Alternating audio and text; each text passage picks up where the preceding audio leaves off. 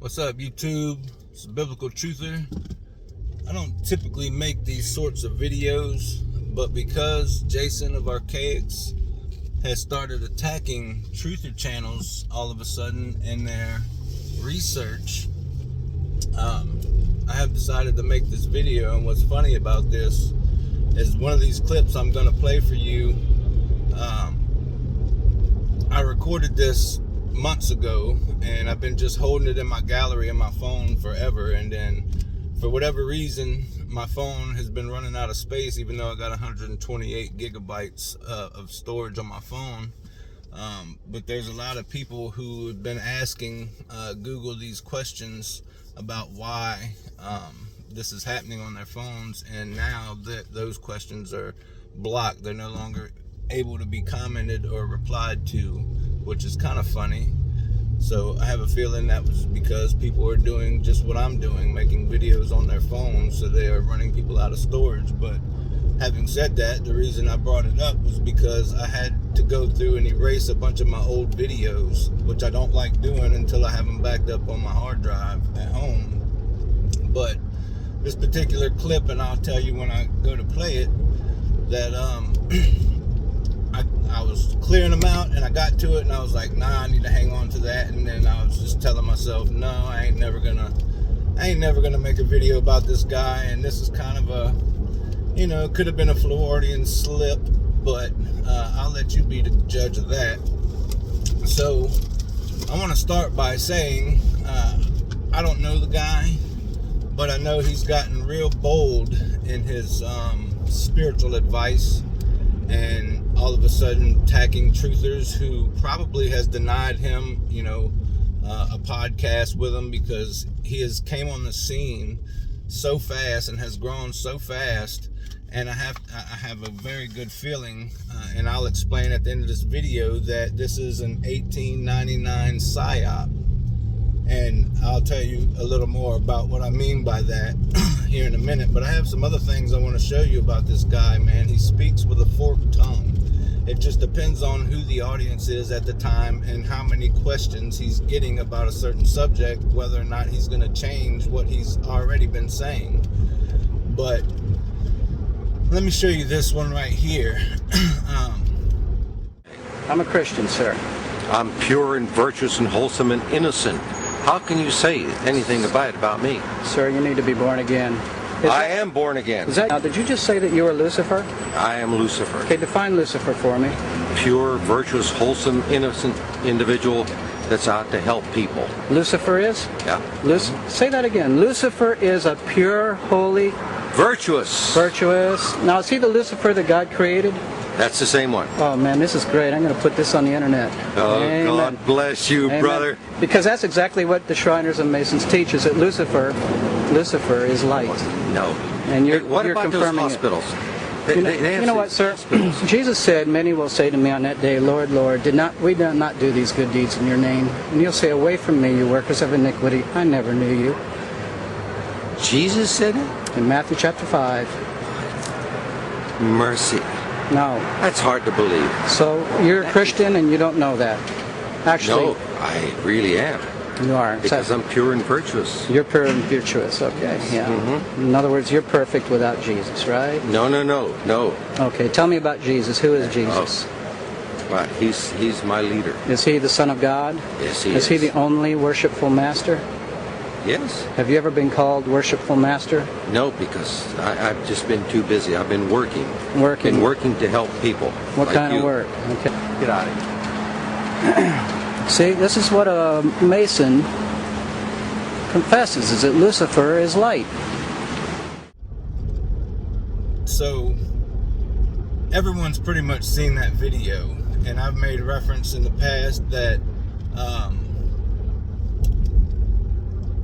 that this is a hive mind, and I've showed you all the pictures and movies and stuff that we've seen this beast computer, the IBM beast computer. If you've ever looked that up, I've showed it in a video before. It looks like it looks like Dante's Inferno. It's an upside down, basically stacked pyramid, but it's a quantum computer. And So I don't know if that's what's running all these people while they speak as a hive mind. But as this guy just said, he is Lucifer. And I don't know who Lucifer is. I'm in the process of showing you guys how things have been reversed in the Bible. So maybe they just applied that name and a serpent to him in the garden. I don't know. I'm not gonna say anything for certain on that matter, because that is also triggering for a lot of people. However, in regards to the Bible and the way it was written and who wrote it, I had a problem with his sources, and when I asked him about it, I was ignored about the sources, but I had some of his viewers, some of his subscribers kind of attack me, not too harshly, but they kind of was like, you got to get his Chronicon, he's got all his sources cited. Well, that's pretty easy to have sources that correlate each other when the same person is writing them, because we know authors do it all the time. They write under different names. So if you're trying to take over the world and you're trying to put out all these different authors with different perspectives on the same thing, that would kind of give you more ammunition as far as correlating evidence between different writers, but ultimately it's all the same writer. So I'm gonna put a link in the description for Kirimio Ahua, I think it is. He's got a playlist. I think it's called The Gospel of Piso. And I've mentioned this before about Piso, and I wasn't sure about his first name, but it's Archaix Piso. He was a behind the scenes authority back in Rome, and he has, and it's documented, as many as 16 pseudonyms, one of which is Flavius Josephus. And he actually reads out the books that note all this as sources, like Jason completely likes to, throw in everybody's face, like when he was talking about Mind Unveiled and the Cabbage Patch Kids. This guy needs to show us his sources, exactly where he got them from, because I, being the authority of all history now, because people are leaving comments in his videos about him being this modern day prophet and the new, I don't even remember one of the ancient writers that he cites all the time, that he's this new spiritual leader, basically, is what this guy's getting so much praise, it's almost frightening at this point. But I'm not saying believe everything that Kirimio Ahua says, but it is documented. He's reading straight from the books there was 5 of them, all the Piso family. I think it was 4 or 5 of them who all got together and wrote these books, and also have manipulated the Bible. And you can go check that out if you're interested, or you can have the cognitive dissonance and just say, nope, nope, nope, nope. Be the goofy, you know what I'm saying, that I used to be. Nope, nope, nope, nope, nope.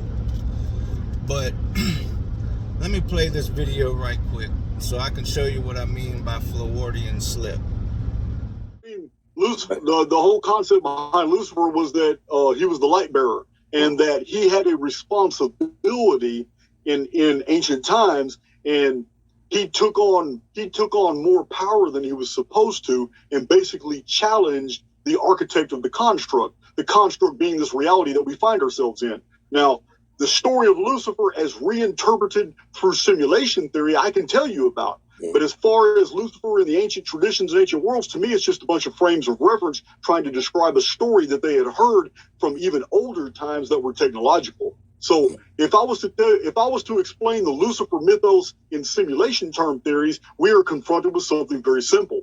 We are confronted with a simulacrum that was designed exactly like the one we live in. However, a Lucifer, whoever he was, stepped up and told the architect that he was wrong. That if you want to really find out how people are going to respond to different stigmata in a simulated context, then you need to introduce evil. You need to introduce pain. You can't run a simulation unless there are things to be fearful for. You need to simulate death. Now, this is from the context of beings that are immortal, because I believe that you, me, and everybody listening to my voice are actually immortals going through a very temporary experience. We're trapped in a simulation. We did this to ourselves. Shit. Now, I believe it's temporary. Yeah. Now, Lucifer is a personality in the ancient world that was technologically advanced that still exists on the outside of the simulacrum. And he basically introduced the idea of, look, man, your plan to develop all these systems and to learn about how humans are going to create new philosophies and new sciences and maybe solve the problems we can't solve because we're stuck in our own paradigms. This is why the simulacrum was designed. If we let them go, I says, are they real? I says, are they real? I says, are really going to benefit if we don't also introduce the darker aspects of our reality? So now you can say that's reaching, but he clearly says, as he's talking about Lucifer having this discussion with God and how they were going to arrange this holographic, simulation, as he calls it. And I've spoken about simulation before. I don't think it's a holographic simulation as in it's all fake. I think, basically like the Transcendence movie, they have used this nanotech to kind of mask the true creation that we live in. We are not living in a 100% simulation, although it does emanate from God's mind, so technically it is a simulation, but it's physical. That's just all there is to it, whether it's the central nervous system or not, which is funny because it's mentioned in 1899, and not those words, but basically alludes to your senses and all. Basically the same story that Jason tells everybody. And then regarding Jesus, he has said in multiple videos, and I'm fixing to play one right here, where he's telling Gary Wayne, I think it's Gary Wayne, that it's all made up. Jesus was not a real character, but I'm going to let you listen to it for yourself. Check this out. Well, you know that the greatest truths are presented in fiction. Yeah. Always. I mean, and I don't want to offend anybody, but this is what the old Samaritan drama that was played out in a Greek amphitheater became. We turned it into the whole gospel. But from the beginning, the entire gospel is a series of Greek stage plays that were all presented in about a 3-hour period. This is why Matthew, Mark, Luke, and John is written the way it is. It's all visual, and it's all actors coming in and out of scenes. This is why a 3.5-year period is compressed in just a few chapters in the book of Matthew. You are reading actual scenes of what people saw in a Samaritan amphitheater, which was Greek in the Decapolis. And this was originally the Gospel of Marcion was a play.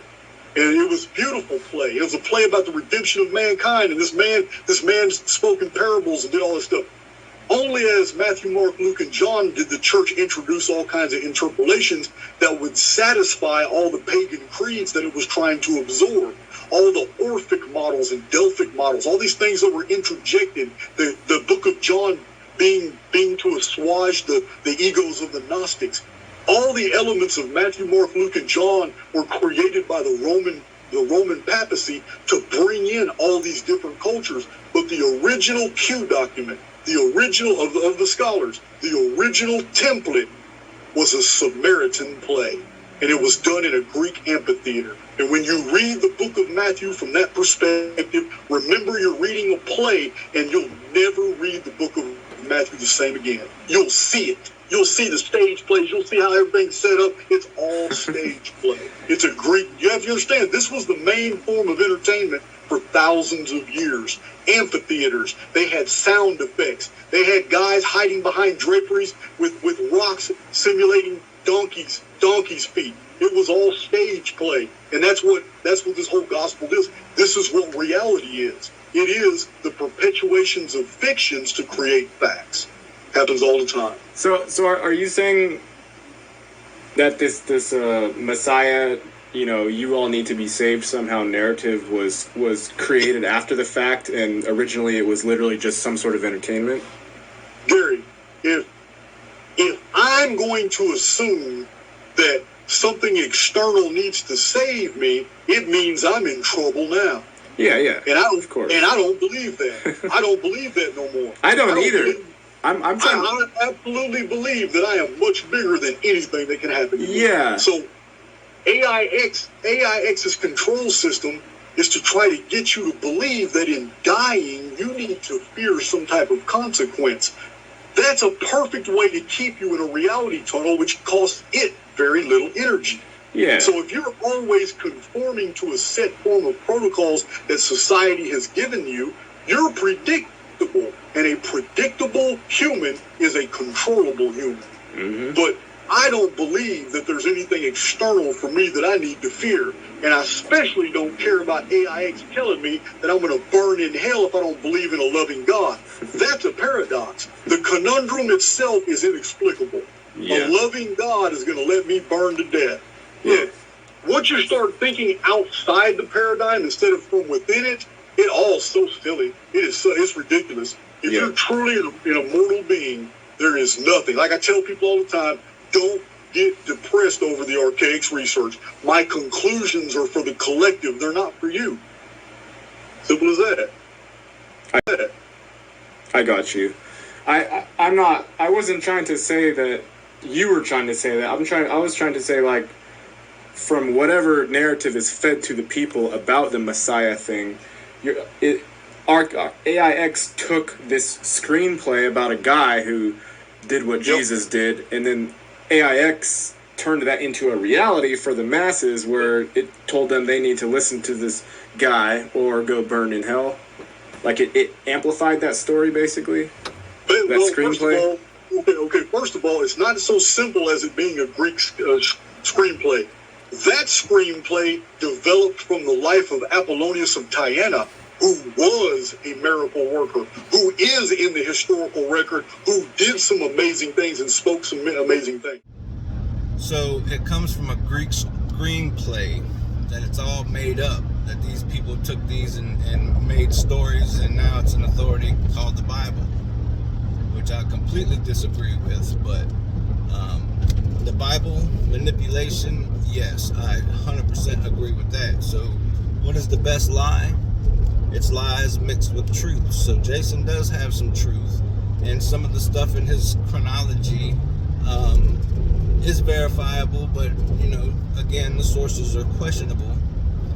So in regards to the emails that he and I had exchanged after commenting on videos and talking back and forth through videos, I told him about the sources, and then I started I basically told him that, did not Justin Martyr, and I can't find the comment, I don't even know how to look those up, but I asked him, did not Justin Martyr say how these people got stories that predate, the books in the Bible, that in his writings he's telling the Roman government that it was demons that were eavesdropping on the prophets, and that some of the stuff, these stories got wrong because they didn't quite understand what was being explained to the prophets was more kind of metaphorical and in parable form.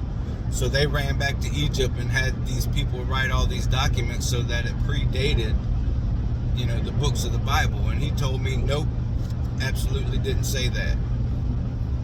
Really? So I made a video a while back and actually played the audio book where Justin Martyr does say that in his writings. And then what's crazy is, like, 2 videos later that Jason made, he uses Justin Martyr as a reference. So you're using him as a reference, but you're telling me he didn't say what he said.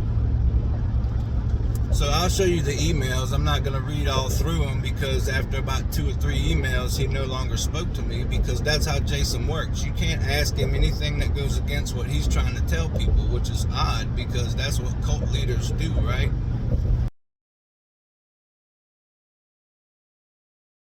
You can't speak against what they're telling you, because as he told me in his Chronicom, when I was discussing, I was explaining to him everything that I found in regards to America and the old world, the Old Testament being right here in the Americas, not necessarily the United States, but the whole America, South America, Central America, North America. And he's like, nope, go look at my Chronicon. I show every source, I got every source, and I track the entire movement of the Israelites. End of story. So I'm like, yeah, and I had a whole long drawn out email right thereafter, you know, showing what I found. Like, this stuff is kind of irrefutable, dude. Nope. Well, I've emailed him about 2 or 3 times after that, and he no longer responds to me. But that's how he works. You know, when he realizes he's talking, and I'm going to show you an example of this in just a second in regards to Jesus. That's how he works. When he realizes he's talking to another educated person, he no longer speaks to them, especially when they're showing him proof that it's in contradiction to what he's telling people. And I am an Archaix veteran. I've watched almost all 400 of his videos, and I find great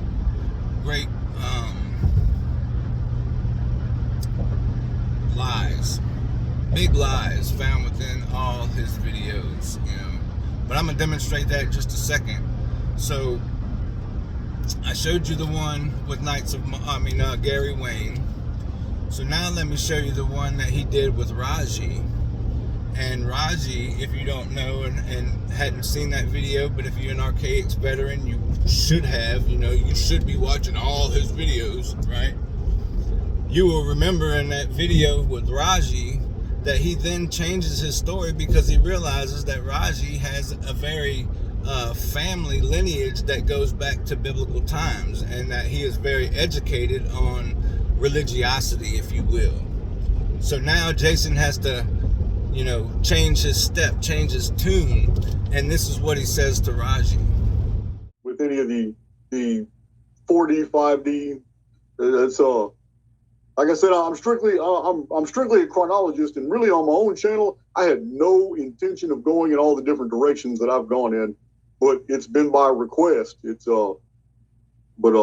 just think I'm not like the Atlantis story and all that. It's I have problems with the narrative of the Atlantis story. I have problems with the Jesus deal. I do believe that he was an actual historical person, because we've seen the records. There's no doubt that this man traveled. He did all. I mean, we've seen the records of Vius Paterculus that the Roman Catholic Church tried to hide in the Vatican. I have a video about that where we discuss why the Vatican would even try to hide a text that was talking about a Roman military ruler who was passing through Judea and actually saw the crowds and listened to part of the speech of Jesus. He didn't see any miracles. He didn't see anything like that. But he said the man was an orator, and he actually feared him for the things he was saying. But then he went on.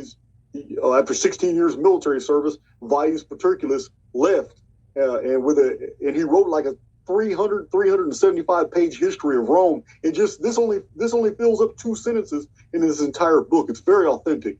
But why the Vatican would want to hide that, I don't know. But I see the whole entire story of Jesus, like in the story of Apollonius of Tyana.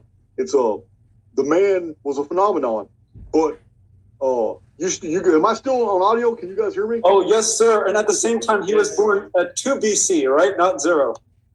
Yeah, it was 2 BC. It would have been 2 BC in our calendar. There's reasons for that discrepancy, but it's the story of Jesus. Oh, wow. Excuse me. Is that why there was a summit of World Government Summit, and in the back it says 2022, but the woman said 2020? I don't know. Okay. Yeah, I don't know. I have no idea about that. It's I lost my train of thought now. On Jesus, we have the problem I have with the Jesus narrative isn't the existence of Jesus. That's not my issue. My issue is how the records have come down to us. See, if you pay very close attention to the gospel narratives, you will find that when Jesus came toward Jerusalem, he was met outside of Jerusalem while he was doing his teachings by the Sanhedrin and by the Jews. And their accusations against him were not his doctrine. They couldn't even argue his doctrine. He was so many levels beyond them that they didn't even want to discuss Jewish law. They didn't want to discuss the Old Testament. They did not want to entertain any of that with Jesus because he went circles around them. So now he says that Jesus is found in the historical record. He was a real person, but the only thing he disagrees with is the miracles, which I agree with that too, because the Bible says, as I've said many a times in the videos, Jesus himself said, your faith made you whole. He didn't say, I made you whole through your faith. No, he said, your faith made you whole. Therefore, we hold much more power than we're told, and that's what the church has done to us. They have rendered us powerless. And I got upcoming videos that kind of demonstrate why. It's all about control. When you realize it's all about control, then you can start poking holes in all the doctrine that's been, fed to us that most Christians today adhere to no matter what. And that's just a fear-based thing because they're scared to going against what they're taught because they're scared of hell, which is a spirit of fear, blah, blah, blah, blah, blah, blah, blah, blah. So forth and so on. But anyway, he's giving this spiritual advice to people. First, he's telling people not to pray. Then he's telling people not to prep. He's not a prepper, but yet he's going to sit there and show you his Faraday bag that he puts his hard drives in. So obviously you're preparing, but you're telling everybody else not to prepare. And as far as the 2040 date, as I've mentioned in the past, I'm not too into the gematria thing, but one of the rules in gematria is that you can drop the zeros. So 2040, he's pretty much telling you that all this stuff is going to come about in 2024. But that's just my opinion. So we're going to get into 1899, and here's the Psyop. This is how a Psyop works, or at least this one. So Jason hits the scene. He's got all these videos already prepared. He's got this backstory of prison and how he learned all this information. But look at this tattoo right here. That's an iron cross. I believe that's a Knights Templar symbol. And then that shield thing with the trident and what looks like a Reaper sling blade thing. I don't remember what it's called. But yeah, if you've been in the truth community a while, you will have heard that there is a harvest, a dark harvest, and I believe he is part of that dark harvest. But anyway, and that's what is symbolized by his tattoo right there, because I did a reverse image search of that thing and you cannot find it, so I'm assuming it's a coat of arms of sorts for a secret society that he belongs to. So of course you would never find it duplicated on the internet, especially if he's in one of these real underground secret societies that are never spoke of. So you wouldn't find anything about it. But anyway, back to 1899, and I've been searching for about 2 days. I've watched every episode except the first and second one because it seems like I remember this particular thing in this show being in the third to last, second to last video, but I've watched them like 5 or 6 times and I just cannot find it now. But when he was on with Santos Bonacci and Decoding Your Reality, this last time, I think it was the last one that he did, Santos told him, look, let's just pronounce it the way it's supposed to be pronounced. It's pronounced simulacrum. And Jason says, oh man, I'm a good old Texas boy, that's just how I pronounce it, so I'm gonna just keep on pronouncing it simulacrum, which he's said that in more than one videos as well. But in the show 1899, the father of the main character, the guy who sits back and watches the little TVs of everybody doing what they're doing, there was one scene where he was talking to somebody in that room. He was sitting at his desk, and the man said the word simulacrum, not simulacrum, exactly how the good old boy from Texas pronounced it, simulacrum. But I'm gonna keep searching because I know for a fact, because when it was said so low I almost didn't hear it, but I paused it. I said, did you just hear what he said? I'm talking to my wife. I said, did you hear what he just said? And she's like, no.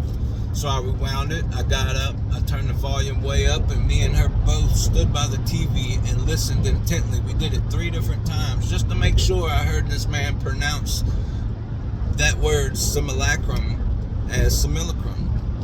So then I'm thinking, well, man, I should have took a screenshot right off the TV with my phone, but I didn't. But I'm going to keep looking for that clip unless it was removed by now because everybody's exposing Jason for what he is. But he too is a gatekeeper as he tries to project on the other folks like Graham Hancock, which I don't agree with nothing he talks about either. So again, truth with lies.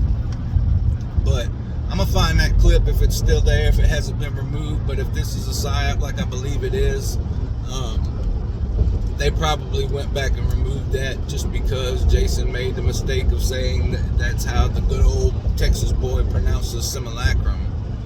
But anyway, so I mentioned earlier about the Beast computer. So here's the clip in the movie, in the show of this Beast computer, this quantum computer. So as you can see, I've showed this image to you guys many times, and in my simulation video that my wife and I did together, where she had drew all this stuff when she had the aneurysm, or when she believed she had a brain aneurysm, and was shown all this stuff, she drew exactly what this quantum computer looks like. It didn't have all the brains and all these TV shows like she was shown, but I'm thinking that was just the connections to the minds of this hive mind, this queen bee that runs all these evil people. But that's just my opinion. Can't prove that, you know what I'm saying? But anyway, I believe that that's the hive. That is the hive mind that controls the little worker bees that are out here deceiving the people, right? And back to that guy who said that he was Lucifer in Jason's little video where he had this Floridian slip. Perhaps this hive mind was just kind of, laughing at us as we say that the evil people do when they put the stuff right in front of our face and we just glaze right past it, don't catch it. But like I said about the whole reality and simulation, it's a simulation in that it's an overlay with all this nanotech, in my opinion, because this show has it all. It has the Christians who they vilify their God.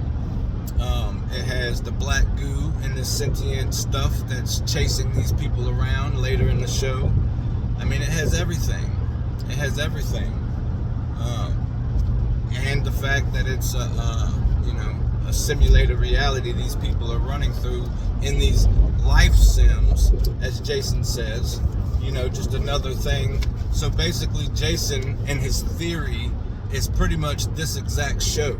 And he came out with all this months before this show hit the air. So then once people started getting on, he had enough subscribers and people sharing his stuff and inviting him on podcasts. Now they put the show out there. And funny enough, it was a topic of the chat in one of his videos. Man, have you seen 1899? It's exactly what you're talking about.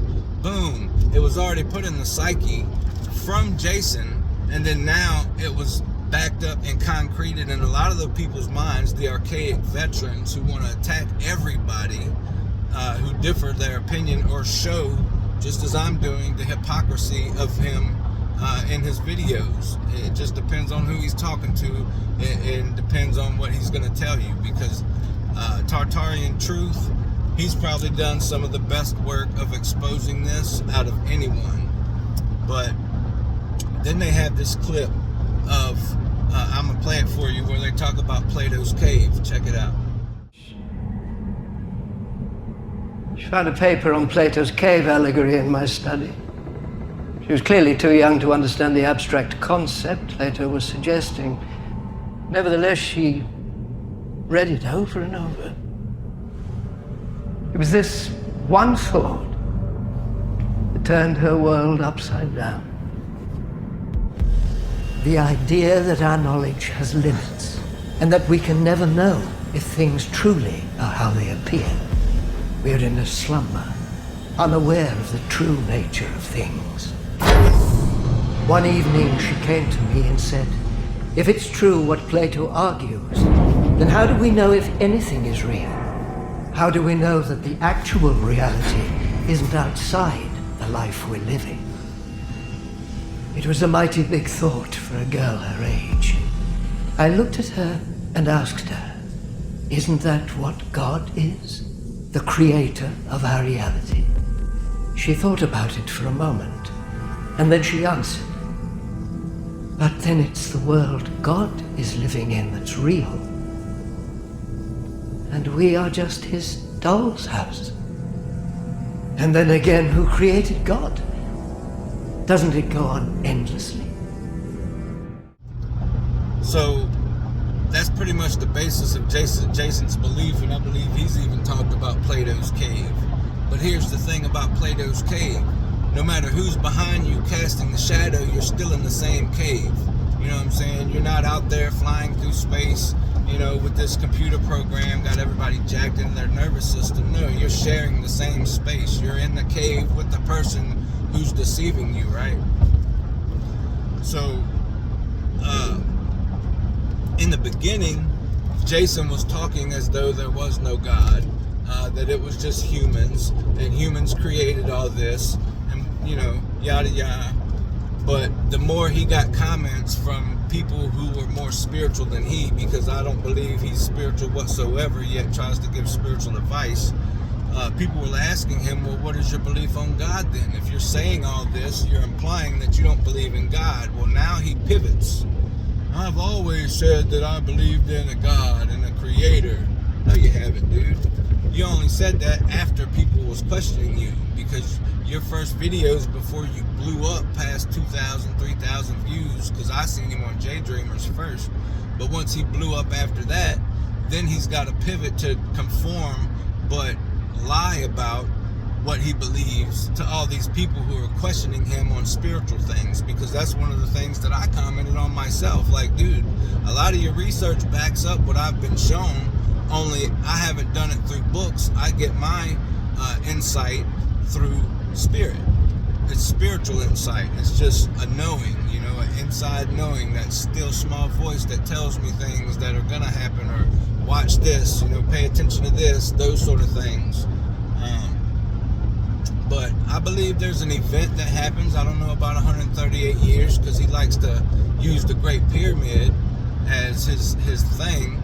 But that's what kind of got me messaging him in the first place, because there was this one Q&A video he did where this same lady had asked him already, if you was able to be face to face with Enoch, what would you ask him?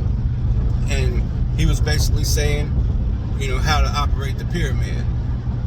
Well, then in the next Q&A, the same person asked him, what would be your second question to Enoch? And he was like, my second question to Enoch. Well, I've read some stuff in the past that says that Enoch built two sites, like the pyramid complex of Giza, that there was a second site, but it's been lost to history. Well, funny enough, this was around March, well, it was probably around April or May, because I think I started emailing him in April. But about that same time, March 4th, 2022, there was an article came out here in New Orleans in the Times-Picayune about an amateur archaeologist who had found a complex just 50 miles east of Chanticleer Island, which is off the coast of 50 miles east of Chalmette, which is off the coast of Chanticleer Island, which is also about the same spot where the barrier reefs from Mississippi, the barrier islands, from Mississippi is. It's kind of right in that same area. But this amateur archaeologist, which they kind of disproved in the article, I just thought it was wild why they would put this out there. But he says he's been studying this site for 40 years. He's done every type of sonar that they make. He's had these big old boats out there, you know, these ones that go out and scan the bottoms of the ocean floor and whatnot. And he claims that there's a complex with multiple megalithic buildings out there about 200 to 300 feet deep under the silt, because it's right there at the mouth of the Mississippi River. So all that out there is silt, you know, for you know, probably 200 to 300 feet. I don't know that for sure. I'm just saying what this man said. But he said the pyramids are the exact same size. They're in the same arrangement. And there's a whole city of megalithic buildings around these pyramids. So I messaged Jason when I heard him say that would be his second question to Enoch. I was like, dude, you got to check out this article. You know, I think I might have just discovered, because I've never heard they had two sites, you know, that I never heard Enoch built them. But, you know, hey, it might be true. But I've never heard there was two sites. So it just so happened I'd seen this article just prior to Jason mentioning this. So I told him, hey, you might want to check this out. You know what I'm saying? May have found that second site for you. You don't even have to talk to Enoch. You know? And he was like, nope, impossible. Nobody was ever in the Americas when the Giza complex was built and blah, blah, blah. You know what I'm saying? It was just straight up denied it. Never has he spoken about it, but I've been trying to comment in people's chat that's talking about America being the ancient world and whatnot, that there is a complex out there, according to this amateur archaeologist, that he claims is exactly identical to the Giza complex. So if there is two, and one's been hidden, well, apparently it's right out here in the Gulf. But he don't want to acknowledge that because he's telling everybody that everybody's going to migrate east to Egypt when all this stuff happens, which is not the case. That is not Axis Mundi. That is not the out of Africa theory is basically what he's promoting, but yet he turns around and bashes Graham Hancock for the out of Africa theory, which is freaking retarded if you ask me. You're contradicting yourself again, but as we can see, he does that quite often. It just depends on the audience.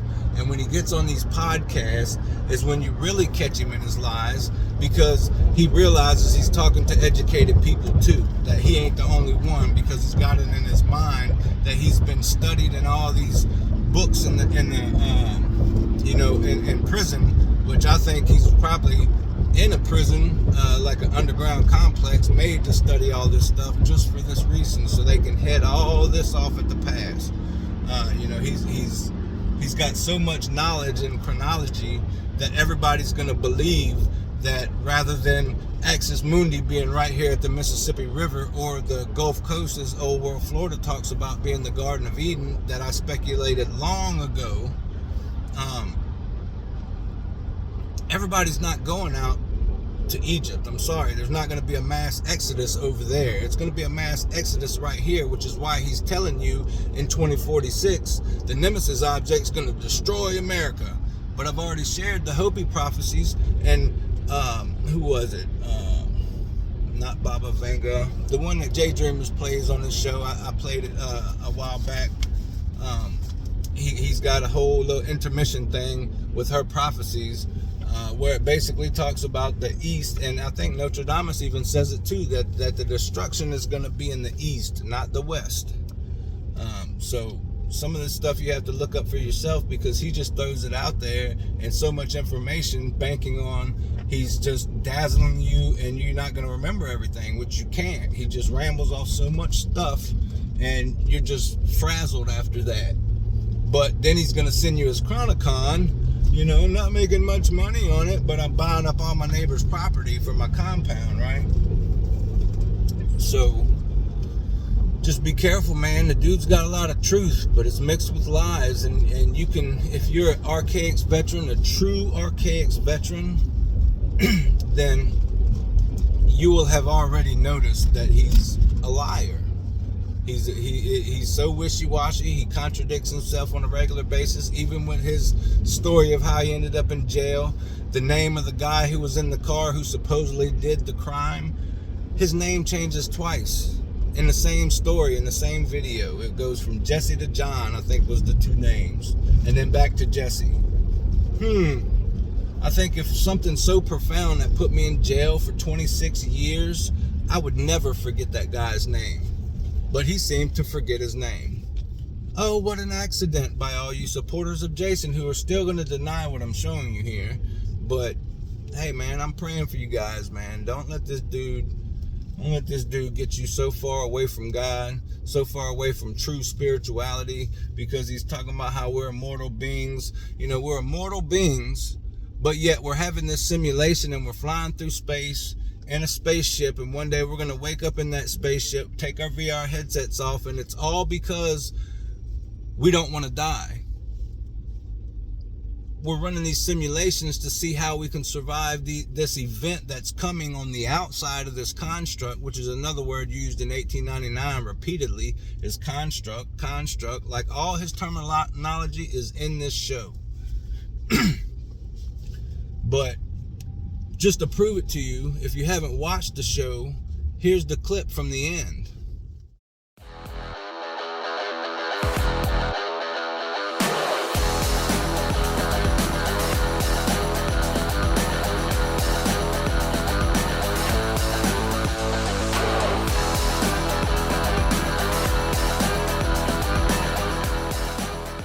As you can see, she's in this little simulator thing. Her little headgear comes off, which he does say headgear comes off, like his exact words in some of his videos. You know, we're going to take our headgear off, or our VR goggles or whatever off, and we're going to realize we're in this spacecraft. But if we're immortal beings, what are we worried about dying for outside of here? You know what I'm saying? Like, that don't even make sense, dude. You might be smart, you might have memorized all this stuff, you know, so you can throw these dates out there in rapid fire, and people just get so flustered with all the information that they can't even remember some of it. You know what I'm saying? It's crazy, man. But there are wolves in sheep's clothing everywhere, as I've been accused of recently, which is fine. But one thing you have to consider is that your beliefs are already put in your mind by other people that you grew up around or grew up with, going to church, listening to these pastors. So could it not be that those were the wolves in sheep's clothing and not me? Just something to think about if you made it this far in the video. But anyway, I'm gonna get off of here, man. It's just crazy how this dude just decided to start attacking truthers when these postcards obviously do exist. I think some of them even had the little USPS stamp on them. So it's obviously not Photoshopped like he's claiming. But whatever, man. I've listened to some guys, I think it's Chalk Body Outline, who's been pointing out all the hypocrisy and the contradictions that Jason's making, who actually looked up his record, and what he said he was charged with don't even carry the years that he got, but he claims that it was because he got in all these fights in jail and this and that. And Matt's a whole nother conversation, his handler, but people's looked up this police report, and it's not nothing of what he told everybody it was, and that the charges weren't dropped. He didn't catch extra charges in jail. He was actually in a PC compound. For those of you who don't know, that's protective custody, because I've been to prison before. I know, and it only takes one fight for people know not to mess with you, not several like he claims he's been in. But it's just crazy, man. It's so crazy that the truth is right there. You just have to look for it. So I'm gonna go ahead and get off here. I'm fixing to get to the supply house. Gotta get to work, man. Love you guys. Stand therefore, having your loins girt about with truth, and having on the breastplate of righteousness, and your feet shod with the preparation of the gospel of peace. Above all, taking the shield of faith, wherewith ye shall be able to quench all the fiery darts of the wicked, and take the helmet of salvation, and the sword of the Spirit, which is the word of God, praying always with all prayer and supplication in the Spirit, and watching thereunto with all perseverance and supplication for all saints,